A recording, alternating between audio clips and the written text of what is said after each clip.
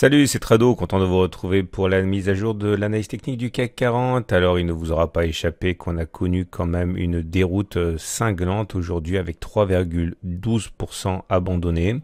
Depuis les plus hauts inscrits il y a deux séances, on a quand même perdu la bagatelle de 5% en deux séances. Et c'est vrai que l'adage selon lequel octobre est le plus mauvais mois boursier de l'année prend toute son ampleur, toute sa signification, tout son poids, et la raison à chercher du côté des États-Unis qui surprend toujours par la contraction de l'activité manufacturière là où on pensait à une amélioration. La récession tape peut-être à la porte de la première puissance économique mondiale.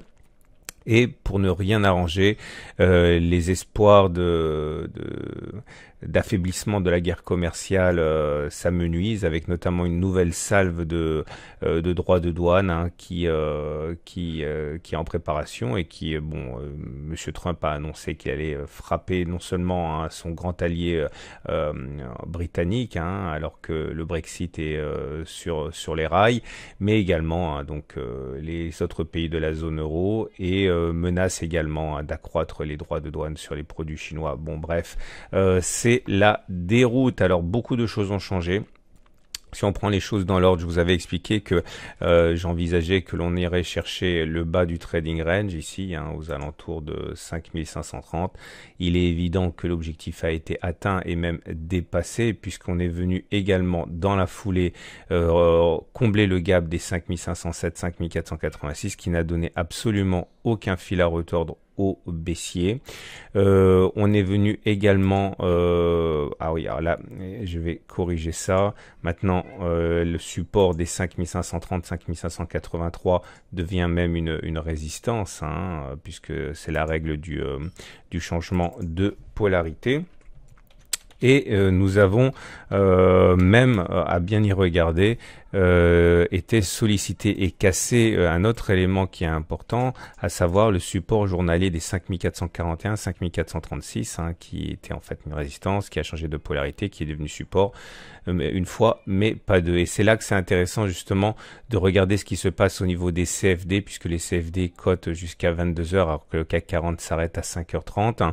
Et justement, quand on regarde cela, eh bien, on constate que il y a peut-être un petit espoir pour demain. Alors, je vous montre ça. C'est intéressant d'avoir des graphes CFD dans des cas assez extrêmes où les supports semblent être cassés, puisque vous avez ici, vous voyez, le même support qui a été cassé en données journalières, mais qui est préservé in extremis sur le CFD à 22h grâce à une petite augmentation de dernière minute, ce qui me vaut de penser que le support pourrait bien jouer son rôle demain, de manière transitoire, alors qu'il a été cassé en CAC spot, puisqu'il n'a pas été cassé véritablement en CAC CFD. Je vous rappelle que si vous voulez ouvrir un compte de démonstration pour avoir accès justement à ces données, c'est gratuit avec mon partenaire CMC Markets. Pour ouvrir un compte de démonstration, vous avez un lien juste en dessous de la vidéo et sur le site. Donc si on tient compte de ce support qui a été préservé en CFD, on va lui donner une petite chance, mais faut pas s'y méprendre, il faut pas se méprendre. Maintenant, c'est bien le scénario du biseau rose qui tient la corde, c'est-à-dire, je vous en ai parlé beaucoup, je le répète, l'objectif c'est d'aller chercher les différents points auxquels on a accroché le biseau. Ce point-là a été rallié, ça veut dire que le prochain il est là à 5320, ce qui correspond plus ou moins au support journalier 5309, 5300. Ça veut pas dire qu'on va y aller demain, mais ça veut dire que c'est en ligne de mire. J'ai également oublié de parler, heureusement que les tradosoriens sont un petit peu plus rigoureux que moi, du Turtle Soup qui est apparu sur la séance du 1er octobre. Je vous rappelle que c'est un plus haut de 20 dernières bougies, le précédent plus haut il était là, le nouveau plus haut il était là, mais une clôture en dessous du précédent plus haut de 20 bougies, c'était un signal baissier. Bon, ça changeait pas grand chose, puisque ça militait de toute manière pour aller chercher le bas du trading range comme j'en ai parlé.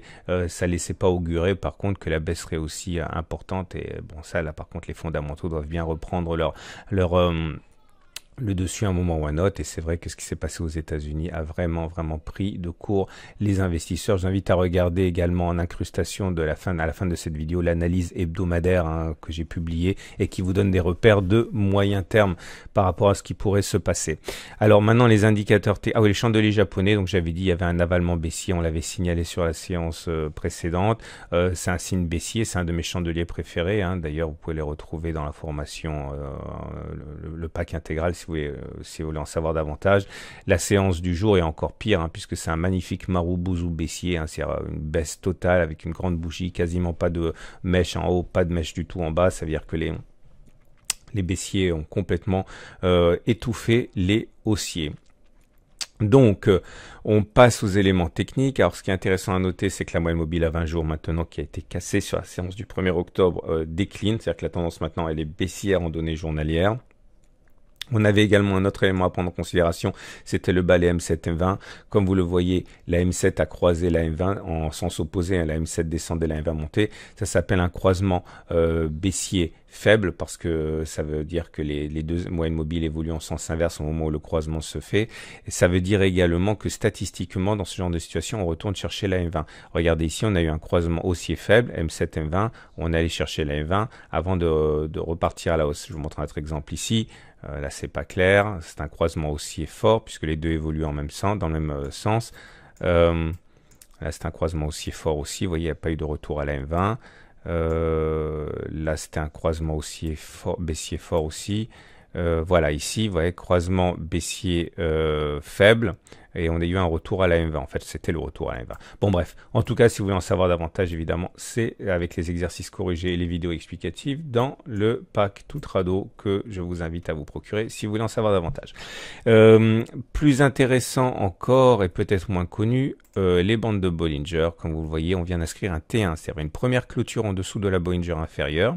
Ça veut dire également que normalement maintenant on a plus d'une chance sur deux de faire un T2, c'est-à-dire de clôturer demain en dessous de la Bollinger inférieure aussi. Je vous montre un exemple, vous voyez T1, T2, T3.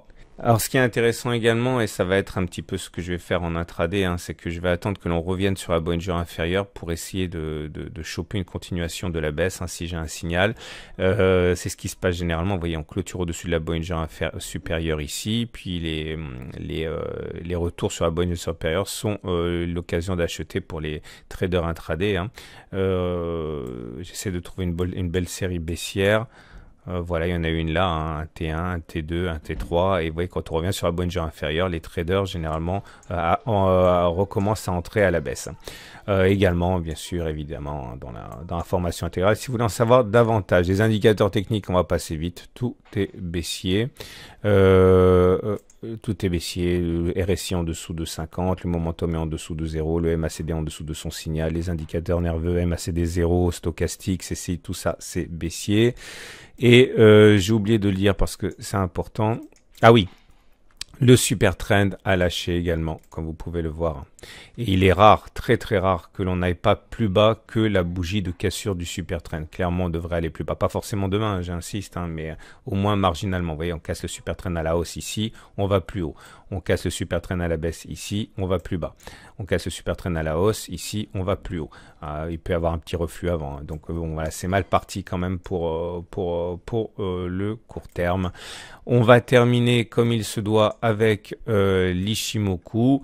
Je vous avais expliqué que j'avais abandonné tout espoir par rapport à la cassure du trading range. C'était dans la vidéo d'hier. Donc maintenant, on retrouve notre scénario privilégié de trading range. On avait évolué entre 5150, je vous avais dit ça la semaine dernière, et puis il y a des mois que rien n'était acquis tant qu'on ne cassait pas à la hausse les 5650 ou tant qu'on ne passait pas à la baisse les 5150. On était dans cet immense trading range. Bon, c'est toujours pareil. Il est tout à fait possible qu'on aille chercher les 5150. Ça ne veut pas dire qu'on est en tendance baissière de moyen terme.